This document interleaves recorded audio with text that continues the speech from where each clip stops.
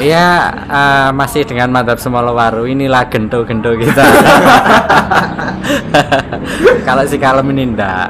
Nah, ini yang meriayani ngarsa dalem ingkang sinuwun angling Darmo saking Bojonegoro. Malawapati punya.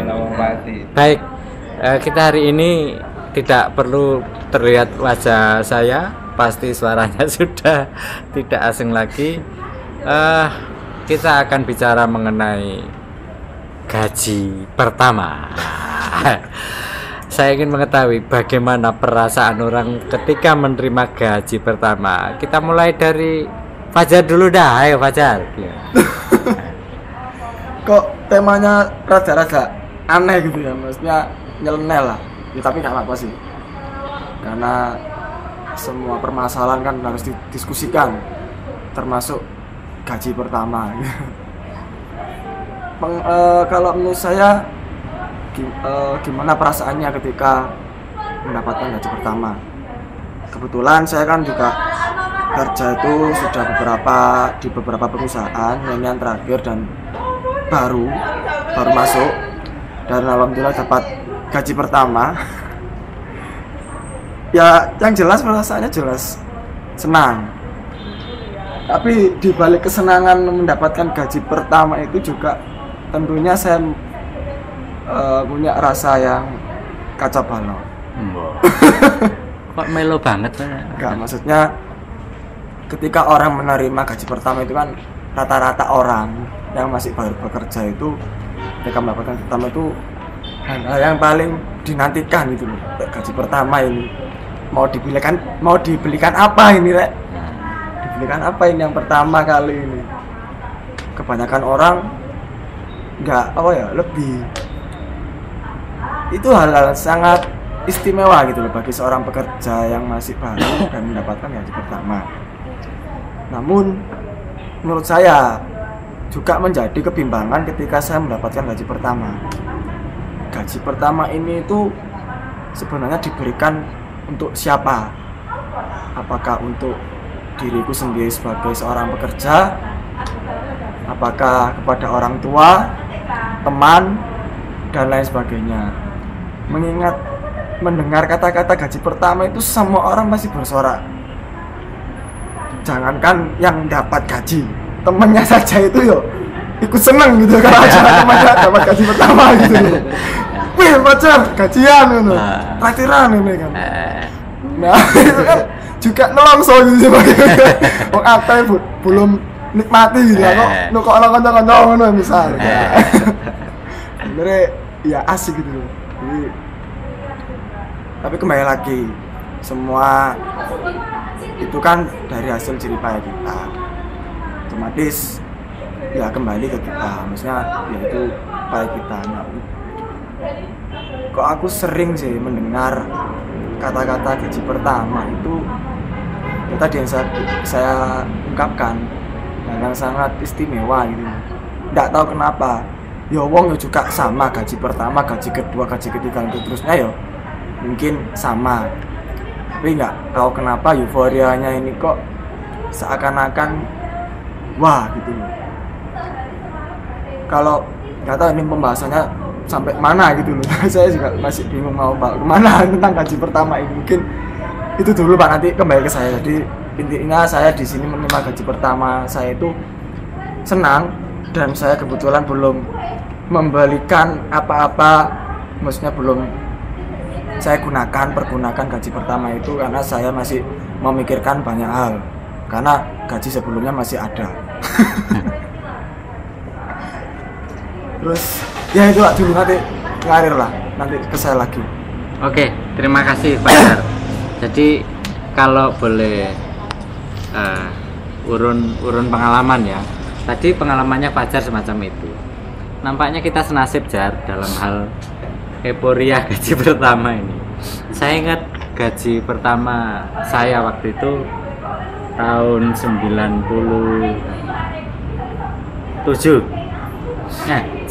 tahun 1996. Gaji pertama saya itu Rp150.000. Jangan dilihat dari nilai yang sekarang ya kan harus apa net present value beda. Gaji saya pertama 150.000 itu rasanya besar sekali menurut saya waktu itu, sehingga tapi anehnya yang ngeberia bukan teman-teman, bukan saudara saya, karena ndak ada keluarga saya itu ndak satu pun ada yang tahu bahwa saya itu kerja. Nah, lucu gini, saya waktu sekolah lagi sekolah apa kayak itu gelar master atau apa kayak itu, saya ndak ngomong-ngomong ke orang tua, jadi orang tua itu ndak tahu kalau saya itu sekolah lagi ya, tapi pada akhirnya tahu, mereka tahu, ndak apa-apa.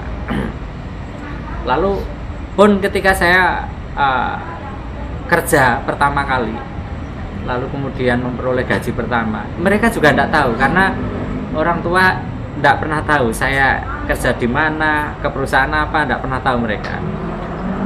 Sehingga kadang-kadang dikirimi uang lewat adik saya. Lalu kemudian karena adik saya tahu, terus dilaporkan ke desa sana bahwa olah apa ndudin kowe soleh gaji wis kerja, ora usah dikirimi gitu. Wah, ya sih gak apa-apa. Nah, bukan saudara, bukan keluarga yang euforia, tapi justru saya sendiri yang euforia. Uang segini banyak ini harus saya apakan ini? Bayar kos-kosan 30.000 sudah. Terus sisanya untuk apa gitu? Bingung saya. Akhirnya, nah saya punya kebiasaan buruk waktu itu. Kebiasaan buruk saya adalah meskipun di sini banyak teman ya, nggak peduli siapa, langsung ayo kita pergi kemana? Udah pokoknya pergi, nggak tahu kemana. Lalu taksi lewat, taksi, kita naik semua, terus pak taksinya nanya kemana nih? Nggak tahu pak, pokoknya jalan aja deh gitu.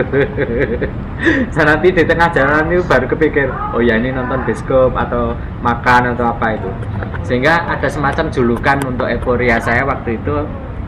Saya dijuluki Departemen Sosial dan Departemen Penerangan karena hobinya adalah nonton bioskop. Saya ingat Pak Armopo ini Departemen Penerangan. Terus kemudian Departemen Sosial karena suka makan gitu.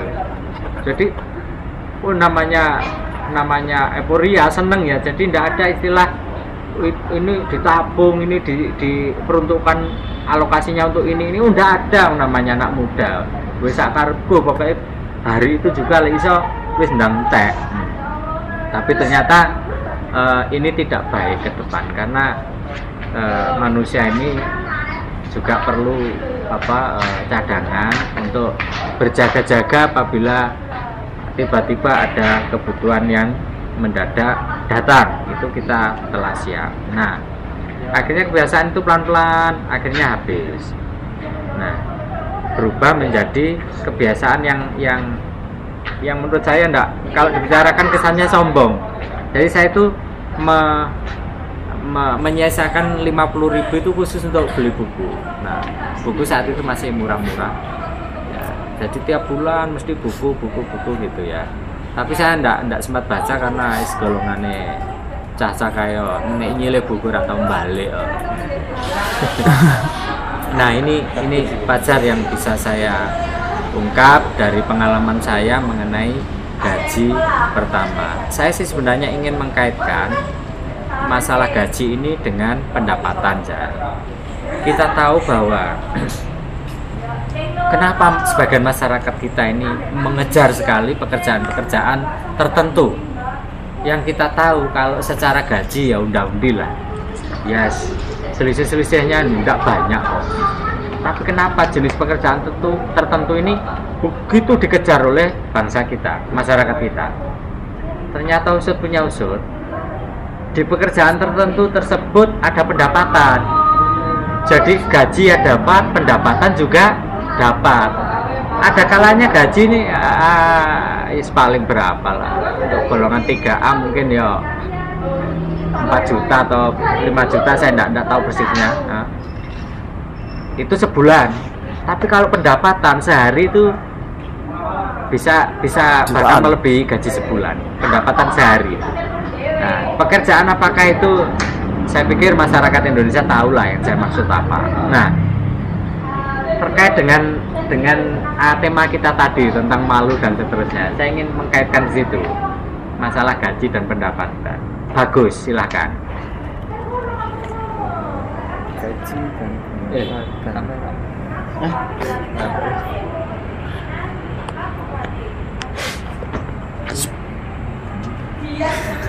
Beda lah Pak, gaji dan pendapatan.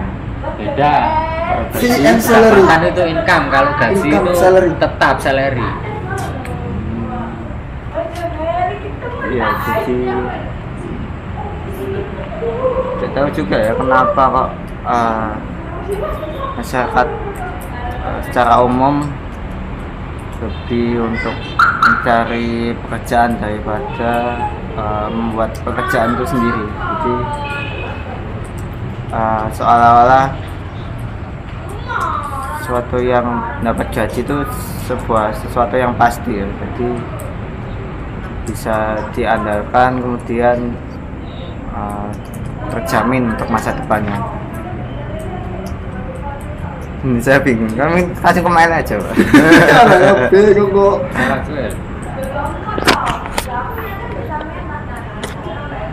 Oke, tadi kalau Fajar dan Mbak Dini sudah menceritakan tentang gaji pertama, balik ke gaji pertama, karena saya juga pekerja pasti mengalami peristiwa gaji pertama itu sendiri, tapi kemudian perasaannya yang kemudian saya rasa hampir sama, tapi kemudian ada beberapa perbedaan sendiri. Jadi ketika waktu saya gaji pertama, sebelum gaji pertama itu sudah ada planning yang begitu rapi. Gaji pertama sekian itu buat apa, dan sekian untuk apa dan seterusnya itu sudah ada planningnya, tapi kemudian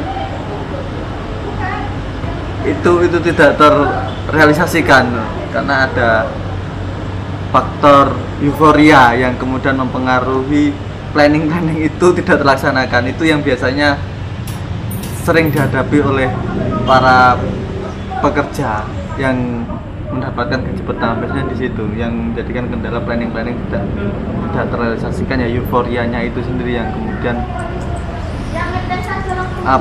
seperti melupakan atau seperti menutupi planning yang sudah direncanakan itu sendiri.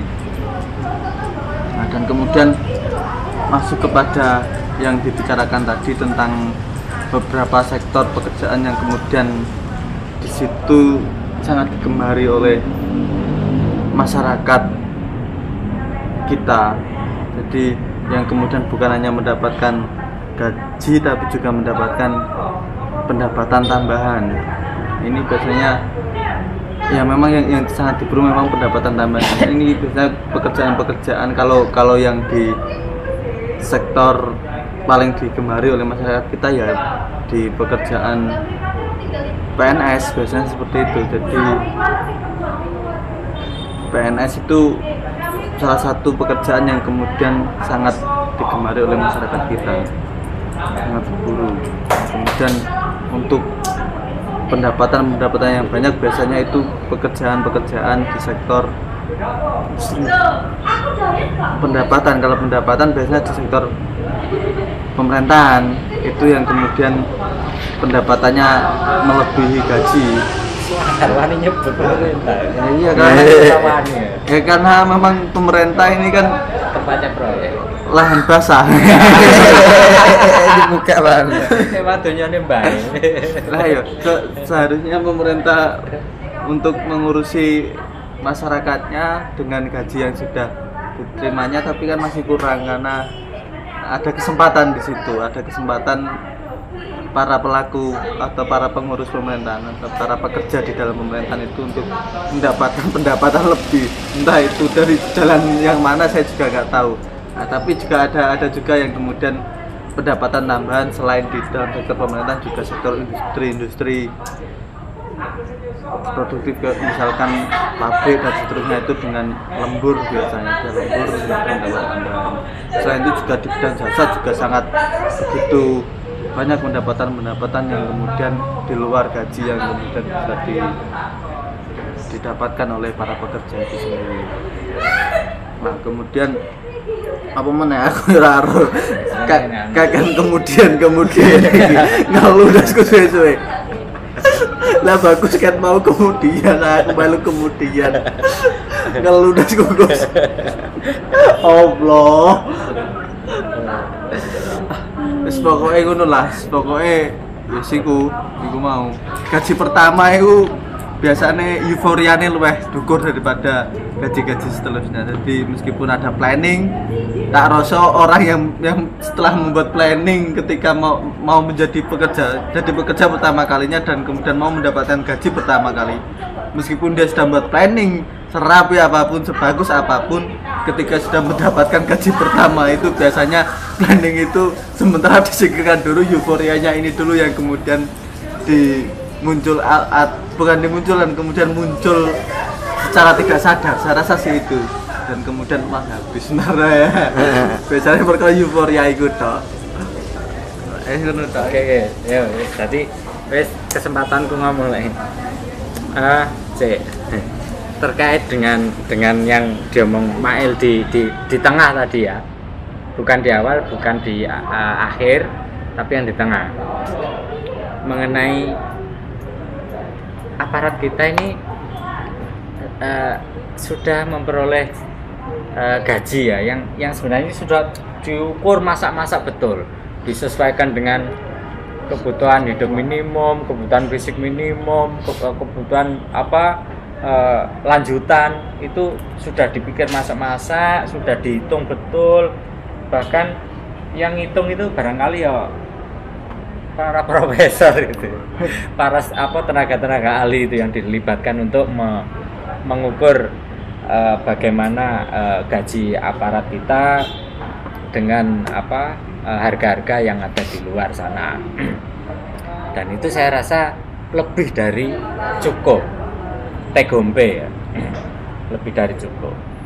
Cuman Mail tadi membuat sinyalemen bahwa mengapa masih dikejar lapangan pekerjaan sektor pemerintahan ini.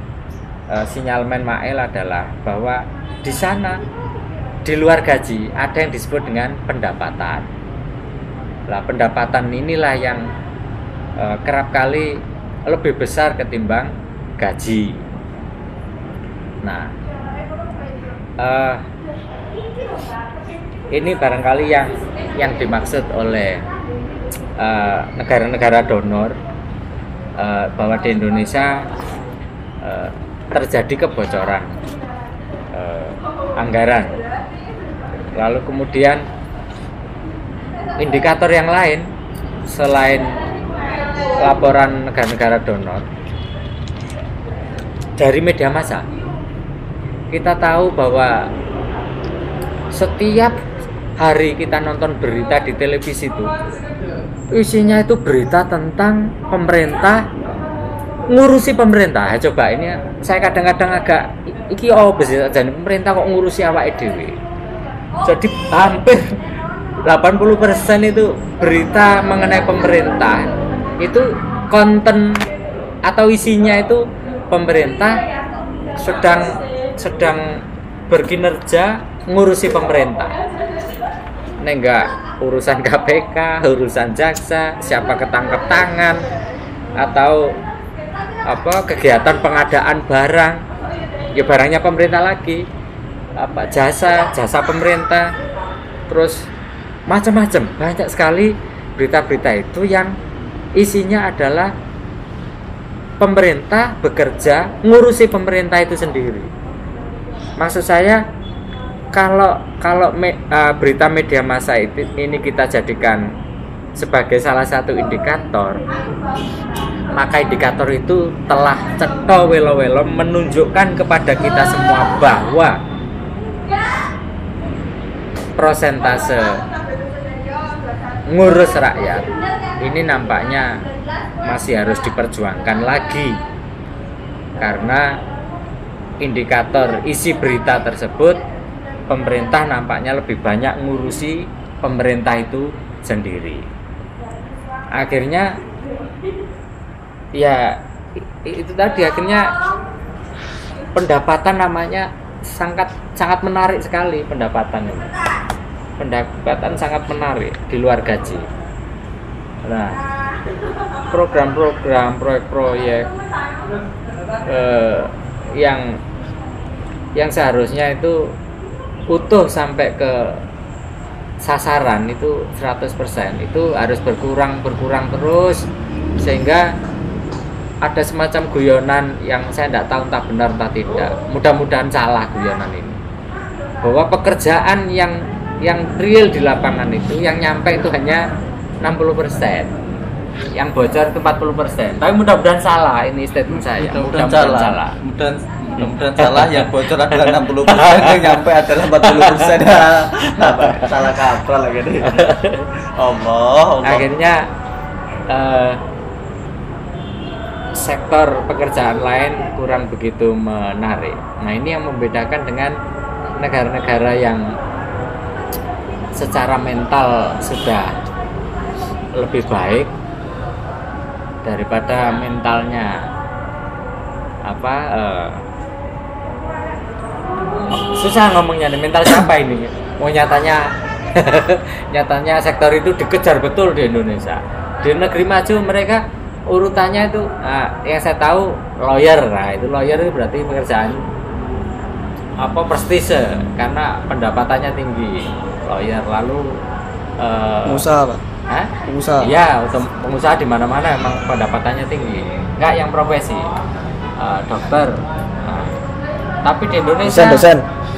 Di Indonesia lawyer nggak ada apa-apanya dibanding aparat pemerintah. Malah lawyer itu yang di desa-desa itu, yang di kota-kota kecil mas saya itu yang prihatinkan, sampai akhirnya harus ngojek, harus nyari kerja sampingan. Terlebih guru. Aku dosen rawani ngerasani jar mesakne. Guru ae lah. Terlebih guru ini, ya ampun. Guru ini loh yang membesarkan calon-calon aparat itu sampai mereka bisa jadi aparat itu ya kan jasa guru, tapi ya gajinya ya segitu, pendapatannya ya ora jelas. Sebab kalau misalnya guru mau ngambil apanya mau diambil, kayak wong di sekolah itu apa sih, ya begitu itu. Lalu ada tunjangan profesi guru, itu pun sulitnya minta ampun, seolah-olah ada semacam dibuat rumit dan sulit, meskipun alasannya adalah demi supaya anggaran ini tepat sasaran, tidak sampai diselewengkan.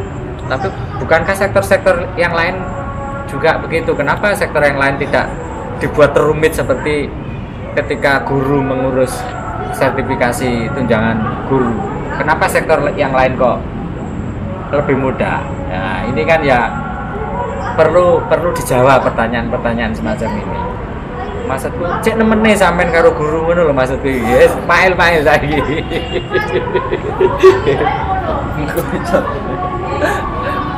Kok tewado yo. Gaji pertama sampai tak ngene guru. Pintu pembukanya gaji pertama. Glindingnya kemana terserah.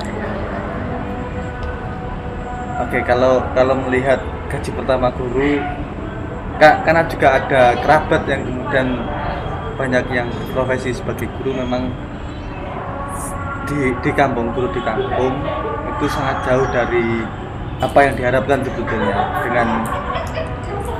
dibanding dengan jasa mereka yang telah diberikan kepada para anak bangsa sampai sekarang. Jadi kemarin ada saudara yang kemudian untuk mengurus sertifikasi itu sangat susah, sampai hari ini masih belum, itu sudah Bapakku sisan 2 tahun mengurus, tapi sampai hari ini belum mendapatkan sertifikasinya. Gak ngerti opo aku karo tahapan pengurusan, saya juga kurang tahu. Kemudian kalau dibanding dengan para pekerja lain, saya rasa guru ini jasanya lebih banyak daripada birokrasi lain atau birokrasi yang ada di kecamatan atau di kabupaten yang kemudian gajinya lebih banyak daripada guru. Kalau melihat jasa loh ya, saya rasa sih itu. Apalagi melihat pelayanan birokrasi kita yang sampai hari ini yang katanya sudah ada reformasi birokrasi, tapi masih aja tetap pelayanannya masih menggunakan tradisi-tradisi lama yang itu kemudian mempersulit masyarakat dalam pengurusan hal-hal yang itu sebetulnya sangat urgensi dan kemudian butuh cepat. Nah, itu masih terjadi di kampung-kampung, utamanya kampung saya di Bojonegoro. Kemudian untuk gaji dibanding para pekerja buruh, saya rasa gaji buruh juga sangat lebih rendah daripada gaji buruh yang ada di kota. Saya rasa sih itu tambah ini deh.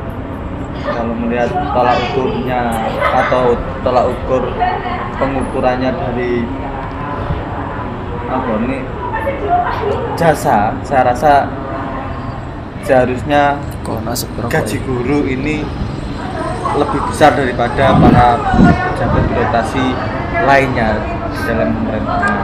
Rasa sih itu.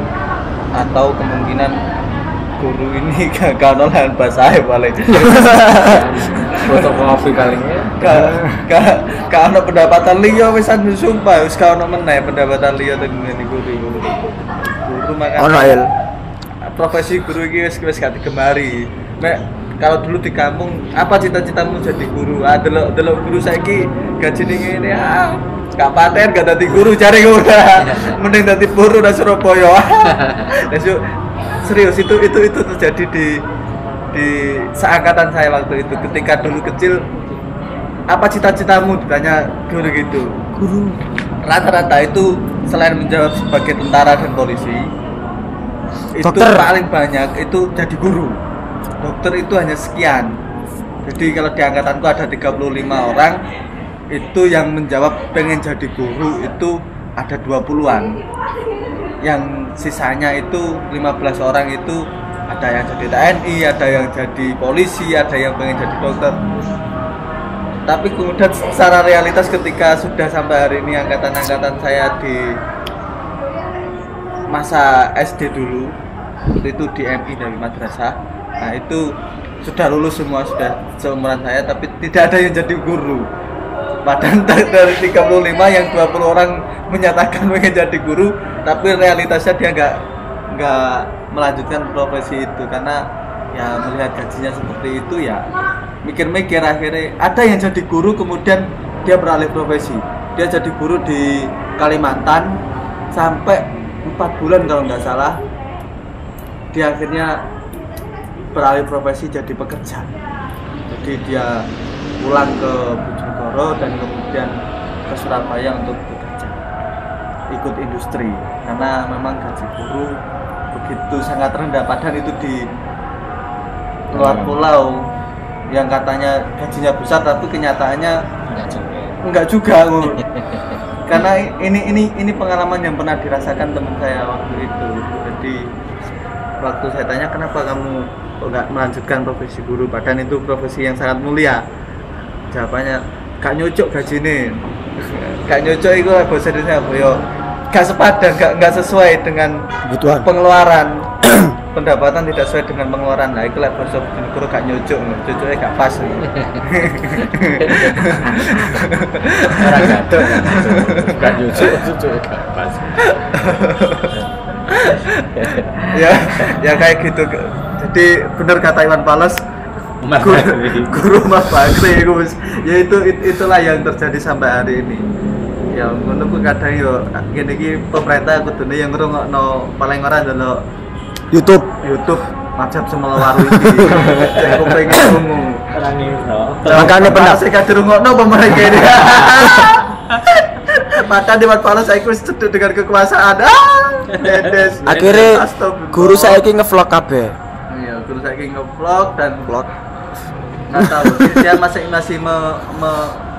menjalankan tugasnya dengan sepenuh hati atau sudah tidak lagi, karena memang berpengaruh juga ketika gaji itu tidak sesuai dengan yang diharapkan, apa tidak sesuai dengan kebutuhan, biasanya juga mempengaruhi kinerja guru itu sendiri atau kinerja para pekerjanya, saya rasa sih itu juga berpengaruh.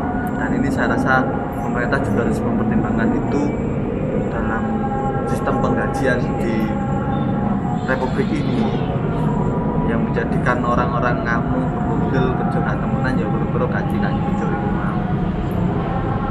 Iki pemerintah kudu melek matane. Padhe karo ngene iki kamu lah ya goblok iki temen pola astagfirullah. Astagfirullah. Nentukno UMR kota-kota harus nggak begitu jauh. Kalau kita lihat UMR di kota-kota kecil sana itu sangat jauh dari kota besar.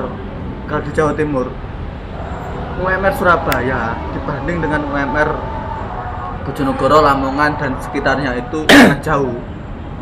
Jadi kalau di sini sudah 3.000 lebih, kalau di sana masih 1.000-an. Ya. Jadi itu juga menjadikan, artinya gini, orang-orang di desa akan pergi ke kota besar dan kemudian mengurangi ngomong demografi kan mengurangi sumber daya yang produktif di daerah-daerah tersebut dan kemudian masuk ke kota-kota besar yang kemudian menjadi urbanisasi dan lain sebagainya. Itu saya rasa juga salah satu faktor mengapa di kota-kota besar ini padat penduduk dan kemudian di kota-kota kecil itu gak ono wong dan kemudian yo wong wetok paling ono penjajah paling mudun nang daerah-daerah pelosok-pelosok kono paling Indonesia karena kota-kota kecil to. Lek ngomong iki penjajah secara koyo biyen-biyen ngono ku. Wis Belanda apa ndi ngono wis mudun nang ngene Bojonegoro, Lamongan cekel niku, maning ngono antemen Surabaya wis sak duplik ya. Jadi pemerintah gak mikir tok ngono. Goblok ya pemerintah yo. Oh ngene. Nah, rasa iku sih kalau melihat ibu ngomong apa karo iki. Gaji pertama iso tok ngurusi pemerintah iki. Sepurane pemerintah. Tapi kamu bukan raja. Seharusnya kamu yang tak perintah, tapi salah sebut biar Soekarno goblok. Salah sebut. Aparatur negara. Iya, itu jangan dilihat bahasanya Pak El, itu sebenarnya hanya kemasan. Bungkusnya memang tampak kasar, tapi isinya adalah kepedulian yang teramat sangat pada negeri ini. Kecintaan Mael luar biasa pada negeri ini sehingga kepedulian itu teramat sangat akhirnya meradang sehingga muaranya bahasanya agak-agak nyentrik begitu, tapi sama sekali tidak ada maksud untuk menegatifkan karakter-karakter pihak-pihak tertentu. Nah, yang saya ingat ketika Perang Dunia II, Jepang itu kan dibom sama sekutu, lalu luluh lantak gitu ya. Cuman nampaknya pemerintah Jepang ini luar biasa. Jadi yang diperhatikan pertama kali ku duduk ngumpulno perwira, duduk apa kayak ngumpulno insinyur ora. Tapi yang dicari pertama adalah masih berapa sisa guru, kan luar biasa sekali Jepang. Nah, unda-undi ini setali 3 mata uang dengan China. Konghucu itu juga pernah itu. Kalau ditanya, ibarat runtuh gitu, langit runtuh itu terus bersih nih Mas. Nah, kalau ditanya siapa yang dibangun terlebih dulu, Konghucu ngomong bahwa guru. Siapa guru gitu. Jadi guru itu penting banget nampaknya pada 2 negeri yang saya sebut tadi. Nah, di Indonesia ini saya tidak paham kenapa guru sedemikian memprihatinkan itu. Waktu saya kecil guru di madrasah itu hanya dibayar itu semusim sekali. Jadi bukan tiap bulan, semusim sekali. Saya ingat orang tua saya itu membayar guru itu dengan padi ya. Padi di dalam bahasa Lamongannya glangsing itu sak gitu. Bayar itu membawa ke sekolah, jadi bukan uang. Nah, karena ini sedang adzan, berapa menit tadi? 35. Sudah 35, ditutup bah. ora usah closing statement ora paten. Wallahu a'lam bishawab. Wassalamualaikum warahmatullahi wabarakatuh. Waalaikumsalam warahmatullahi wabarakatuh. Allahumma shalli ala Muhammad. Masalah Mali.